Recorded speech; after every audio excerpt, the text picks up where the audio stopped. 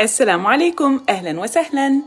Ebou al-Abbas Sahl ibn Sa'd al-Sa'idi radiallahu anhu a dit: un homme vint voir le prophète sallallahu alayhi wa sallam et lui dit: ô messager d'Allah, indique-moi une œuvre dont l'accomplissement me vaudra l'amour d'Allah et des gens. Il répondit: renonce au bien de ce bas monde et Allah t'aimera. Et renonce au bien des gens et les gens t'aimeront. Maintenant, nous allons écouter un verset du Coran et sa traduction en français, Inch'Allah. أعوذ بالله من الشيطان الرجيم بسم الله الرحمن الرحيم يا أيها الذين آمنوا استعينوا بالصبر والصلاة إن الله مع الصابرين صدق الله العظيم. Ô croyants, cherchez du réconfort dans la patience et la salade. Dieu est, en vérité, avec ceux qui savent s'armer de patience. Sadiq Allahul Azim. D'après Abdullah ibn Amr ibn al-As, radiallahu anhu, un homme demanda au messager d'Allah sallallahu alayhi wa sallam quelles sont les meilleures branches de l'islam. Il lui dit: tu donnes à manger et tu salues celui que tu connais et celui que tu ne connais pas. Maintenant, nous allons écouter notre assise spirituelle. Assalamu alaikum mes frères et sœurs. Aujourd'hui, nous allons parler de l'aumône et de la charité. Nous sommes au mois de Ramadan et nous savons tous que la meilleure aumône est celle donnée pendant ce mois béni. Donner l'aumône pour un musulman, c'est distribuer aux autres pour l'amour de Dieu, 1/40 de son revenu. L'aumône, c'est aussi l'un des piliers de l'islam, comme la prière quotidienne et le jeûne. Dans le Coran, Dieu déclare que donner l'aumône est une obligation religieuse. Sourate Baqara, verset 43, Dieu nous dit: accomplissez la prière et acquittez la zakat, et inclinez-vous avec ceux qui s'inclinent. Donc la prière, c'est le fondement de la vie religieuse, et l'aumône, ça va être le fondement de la vie sociale. Imaginez-vous une société où personne ne donnerait l'aumône. Ça aurait été difficile de maintenir l'unité entre les membres d'une société, vous êtes d'accord? Et donc, il n'y aurait dans une telle société ni amour, ni aucun respect entre les classes pauvres et les classes riches. De plus, nous savons que le fait de donner, de partager, de faire des dons va permettre d'éviter des ennuis, des catastrophes. Donc ça va nous protéger. Par contre, ce don-là, le meilleur, c'est de le faire d'une façon anonyme. Je voudrais vous donner quelques exemples des compagnons de notre prophète. Comment eux donnaient, comment notre prophète était un homme exemplaire sur ce sujet. Notre prophète sallallahu alayhi wa sallam décrit le généreux et l'avare comme deux hommes qui portent chacun une armure en fer. À chaque fois que les généreux décident d'accomplir une aumône, leur armature va s'élargir et va s'étendre. L'homme ne va plus trouver sa pression et va agir librement. Quant à l'avare, à chaque fois qu'il s'apprête à accomplir une aumône, les anneaux vont se resserrer et l'armature se bloquer, ne laissant aucune marge de mouvement. Un homme rendit un jour visite au prophète Mohammed sallallahu alayhi wa sallam et lui demanda à manger. Alors le prophète lui demanda: est-ce que tu n'as rien chez toi? L'homme répondit alors qu'ils ont un sac qu'ils utilisaient aussi comme couverture et comme tapis, et qu'ils avaient aussi une cruche à eau. Le prophète lui dit de les apporter. Quand l'homme lui apporta le sac et la cruche, le prophète sallallahu alayhi wa sallam le montra aux gens qui étaient autour de lui. Et il leur demanda s'ils voudraient acheter ce sac et cette cruche. Et l'un des compagnons propose de les acheter pour une pièce. Et le prophète leur demanda d'augmenter un peu cette offre et vendit donc le sac pour 2 pièces. Donc il tendit l'argent à cet homme.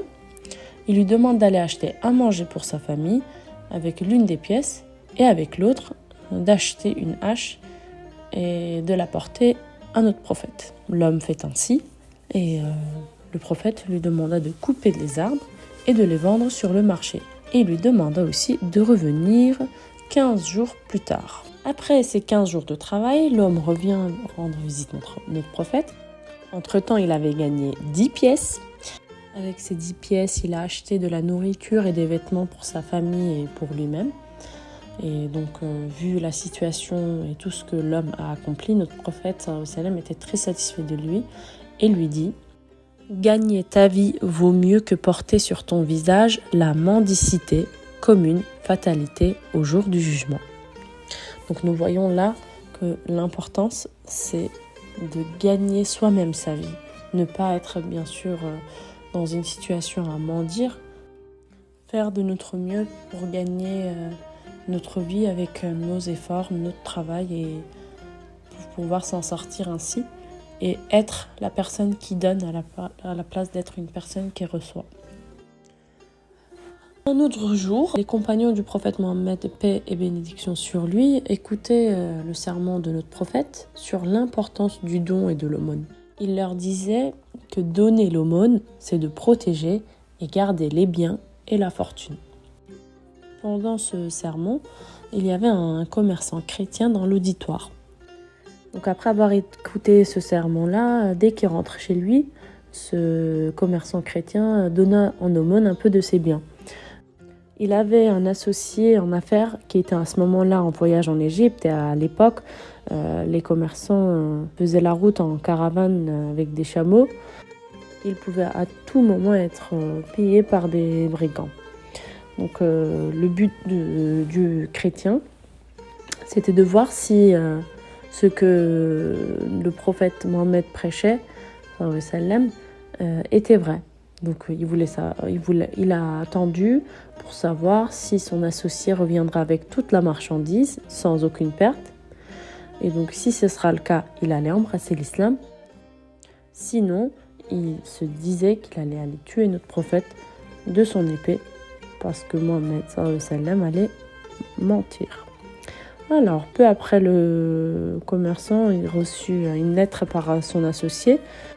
Au début de la lettre, son associé lui dit qu'il y a eu des brigands qui ont arrêté le caravane et volé tout ce qu'ils avaient. Mais, donc, dans ces situations-là, ce commerçant chrétien s'énerve et prend son épée pour aller tuer le prophète. Mais en lisant la suite de la lettre, il se rendit compte que son associé lui dit qu'il ne devrait pas être triste. Quand les brigands attaquaient les autres, ils se tenaient à l'arrière de la caravane parce que la charge de leurs chameaux était trop lourde. Et donc, ils n'ont même pas vu leurs marchandises. Et donc, ils rentrent avec tous leurs biens. Donc là, le commerçant chrétien était très perplexe. Il était tout en même temps tout heureux de n'avoir rien perdu. Il est embarrassé d'avoir eu l'intention de tuer le prophète. Et donc dans cette situation-là, il décide de lui dire ce qui s'est passé et rend visite à notre prophète sallallahu alayhi wa sallam et embrassa l'islam. Donc on a plein de hadiths comme ça qui nous prouvent que tout ce que notre prophète nous a promis, nous a dit, se réalise. Donc même nous-mêmes, nous pouvons le voir en donnant plus, que l'on va gagner par-ci, par-là, qu'il y aura de la baraka sur l'argent que l'on gagne. Inch'Allah, donnons plus et encore plus pendant ce mois béni. Et dernièrement, je voudrais rajouter que le fait de faire des dons soulage l'esprit.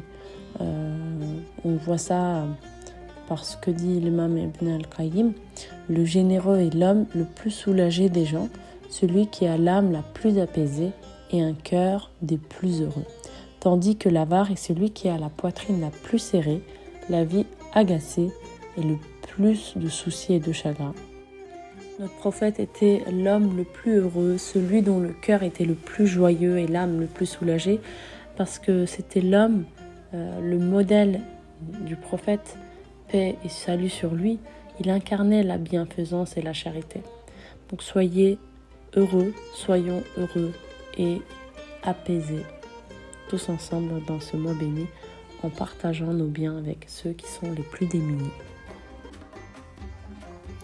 D'après Abdullah ibn Mas'ud radiallahu anh, le messager d'Allah sallallahu alayhi wa sallam a dit « L'envie n'est autorisée que dans 2 cas. Un homme à qui Allah donna des biens qu'il dépense dans les voies du bien, et un homme à qui Allah donna la sagesse avec laquelle il juge équitablement et qu'il enseigne aux gens. » Maintenant, nous allons écouter Al-Jawshan al-Kabir.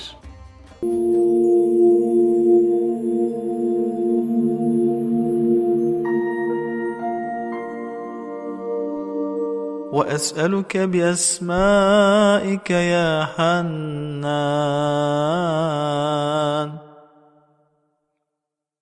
Ô mon Dieu, je t'implore et te demande par égard pour tes beaux noms. Ô Hannan, qui ne cesse de faire grâce et qui ne s'empresse pas d'abandonner celui qui se détourne de lui. Ya Mannan, ô Mannan, dont la bonté et les bienfaits sont grands et qui accorde ses bénédictions. Ya Dayyan, ô Dayyan, qui demande des comptes à ses serviteurs et qui les rétribue pour chacune de leurs actions sans en négliger aucune. Ya Ghufran, ô Ghufran qui couvre les péchés en les pardonnant. Ya Burhan,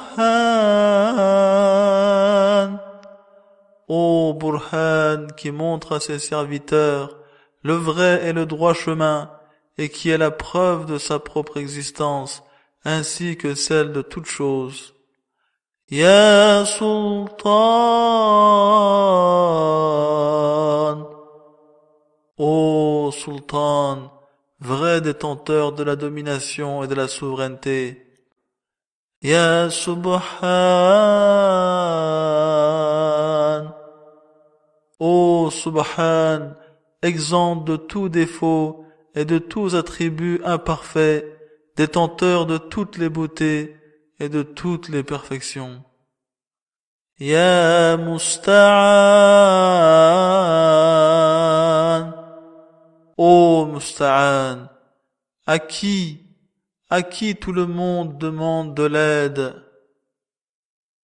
Ya Zalmanni wal Bayan, ô Zalmanni wal Bayan, qui nourrit ses créatures avec ses biens sacrés et les fait grandir, qui donne à ses serviteurs le pouvoir d'exprimer leurs pensées et qui explique au mieux son dessein.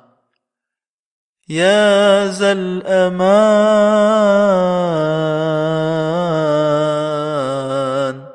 ô Aman, qui accorde la paix, la sérénité et la sécurité aux créatures contre toutes sortes de peurs et de dangers. سبحانك يا لا إله إلا أنت الأمان الأمان خلصنا من النار.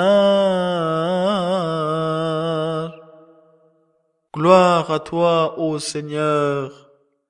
Pas d'autre divinité que toi. Nous implorons ton secours. Protège-nous de l'enfer. Abu Hurayra radiallahu anh rapporte qu'un homme vint voir le prophète sallallahu alayhi wa sallam et lui dit « Je suis ténaillé par la faim ». Il envoya alors demander à une de ses femmes s'il y avait quelque chose dans la maison. Elle dit « Par celui qui t'a envoyé par la vérité, je n'ai rien à part de l'eau ». Il envoya demander à une autre qui dit ce que la première avait dit. Il envoya encore jusqu'à ce que toutes ces femmes dirent « Par celui qui t'a envoyé avec la vérité, je n'ai rien à part de l'eau ».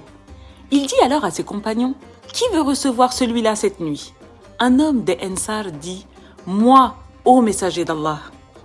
Il se rendit donc avec lui dans sa maison et dit à sa femme « Honore l'hôte du messager d'Allah sallallahu alayhi wa sallam ». Et dans une autre version, il dit à sa femme « As-tu quelque chose ?» Elle dit « Non, je n'ai que le repas de mes enfants ». Il lui dit « Occupe-les avec quelque chose, et s'ils demandent le dîner, fais-les dormir. et quand notre hôte entrera, éteins la lampe et on fera semblant de manger. » Ils s'assirent donc et l'hôte mangea, tandis que passèrent la nuit le ventre creux.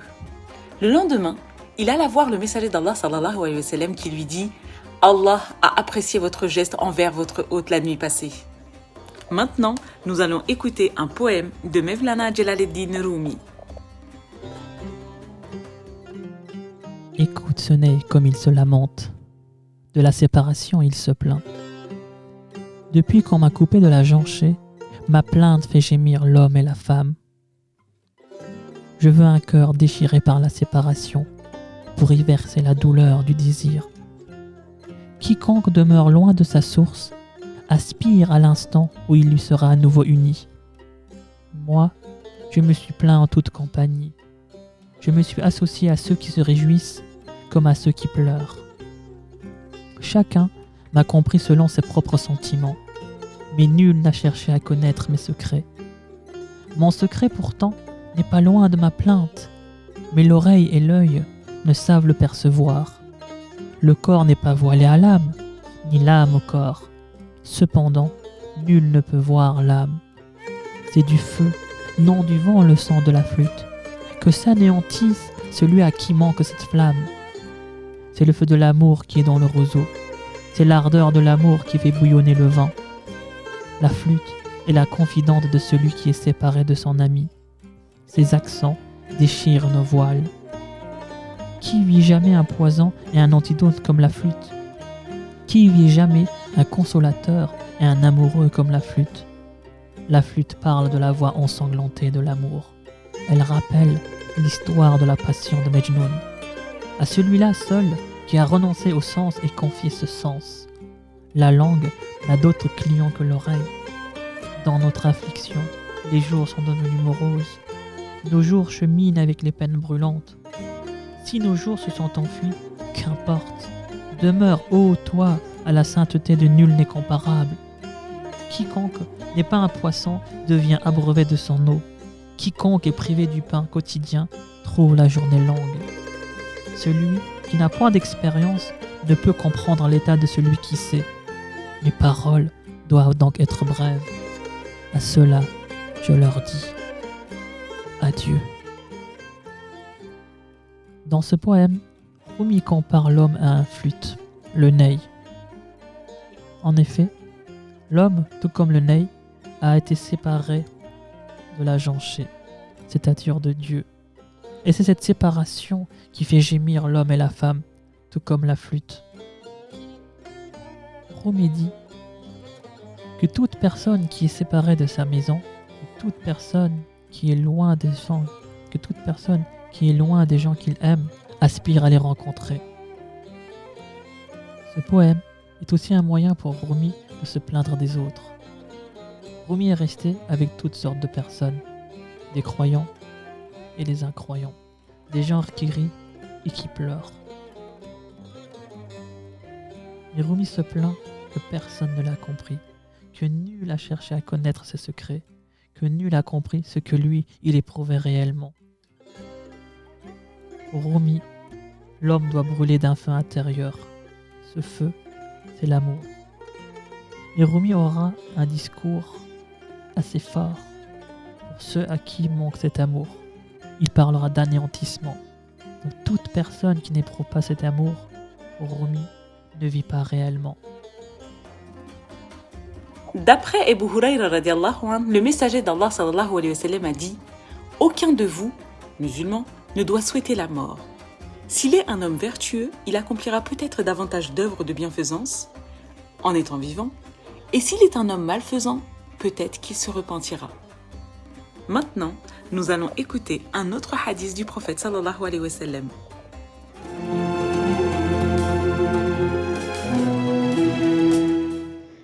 La patience est la moitié de la foi.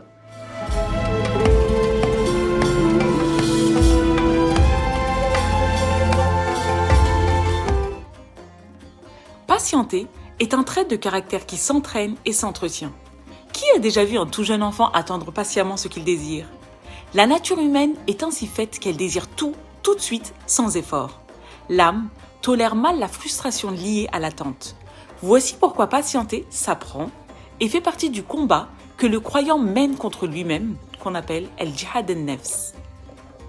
Notre Seigneur lui-même s'est distingué par l'attribut es-sabour. Il est celui qui ne précipite rien, aucune décision, aucune action. Il accorde un délai au pécheur jusqu'au jour des comptes et retarde même sa punition et permet le repentir. Il existe 3 catégories de patience. Premièrement, la patience dans l'obligation. Plus le croyant agit sereinement avec patience et endurance, plus il peut viser les actes recommandés et ainsi espérer multiplier ses récompenses. N'oublions pas que l'assiduité est la clé de la réussite en religion et mieux vaut faire peu mais avec régularité, comme nous l'enseigna le prophète sallallahu alayhi wa sallam. La deuxième catégorie de patience est celle face aux interdits. S'éloigner des interdits, délaisser le blâmable et mieux encore, délaisser tout ce qui est douteux.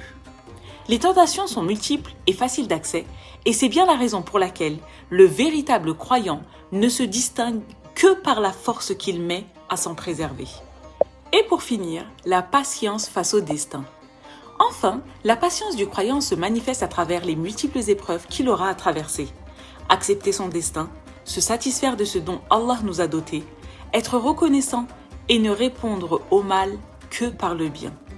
Ainsi, patienter ne signifie pas être passif, mais bien agir conformément à ce que nous enseigne notre religion. S'investir dans la religion selon ses moyens, rester ferme dans ses valeurs et dans sa foi, quelles que soient les tentations et les épreuves, et ne jamais se révolter contre le décret divin, mais plutôt rechercher le bien et la sagesse qui s'y trouve. Qu'Allah nous accorde la patience, l'endurance, la sérénité et la confiance en son décret. Qu'il nous en rende satisfaits quoi qu'il arrive. Et n'oublions pas le verset 49 de la sourate 11 qui dit « Sois patient, la fin heureuse sera aux pieux ». Maintenant, nous allons écouter Asma'ul Husna, les beaux noms d'Allah Azza wa Jal.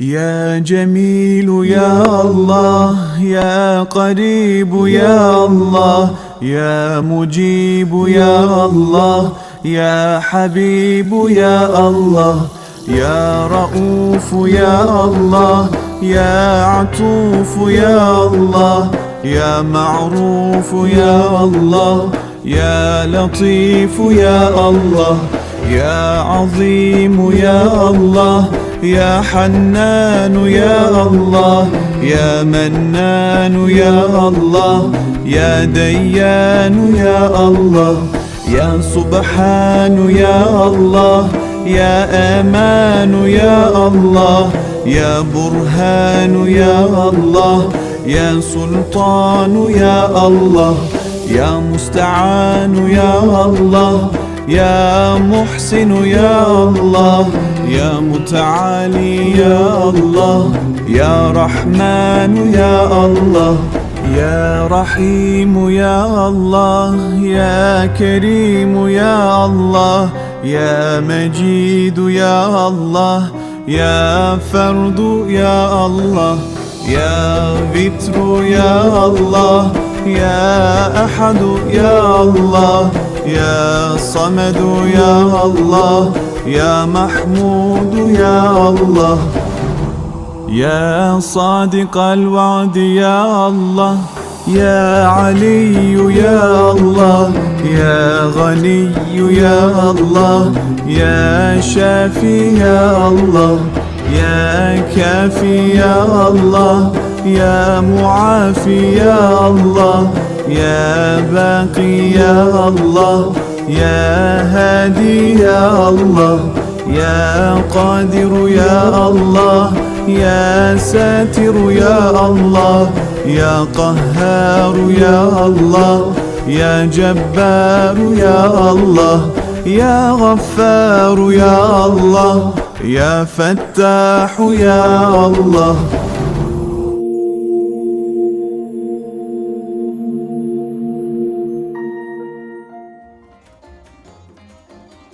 Nous avons terminé notre émission spéciale Ramadan pour aujourd'hui. Je vous souhaite un bon Jumu'ah, un bon Ftour et à demain.